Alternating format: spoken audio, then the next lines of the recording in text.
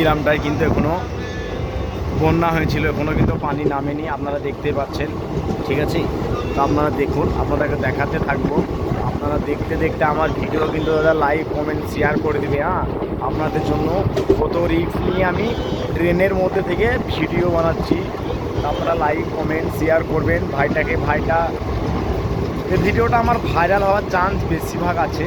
আমি বুঝতে পারছি এই ভিডিওটা আমার ভাইরাল করে দিতে পারে।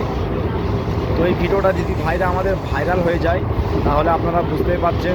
সবাইকে ফুলের ভালোবাসা দেবো, সবারই আইডিতে লাইক কমেন্ট শেয়ার করে দেবো। যে ভাইরা আমাকে ভিডিওয়ে লাইক কমেন্ট শেয়ার করে ভাইরাল করে দেবে, সেসব ভাইরাকে আমি সবাইকে লাইক কমেন্ট দিয়ে সবারই আইডিতে একটা করে ফুলের ভালোবাসা দিয়ে দেবো। তো ভাইরা দেখতে পাচ্ছেন, আপনারা এখন ট্রেনের মধ্যে আছি, আপনাদেরকে দৃশ্যগুলো দেখাচ্ছি। এই যে আমাদের এদিকে বন্যার আবহাওয়া ছিল, বর্তমানে এখন নেই আর। ইনশাল্লাহ বন্যা না হলে আমাদের খুব ভালো হয়। তো আপনারা তো জানেন বন্যা হলে আমাদের কত দুঃখ কষ্ট হতে পারে।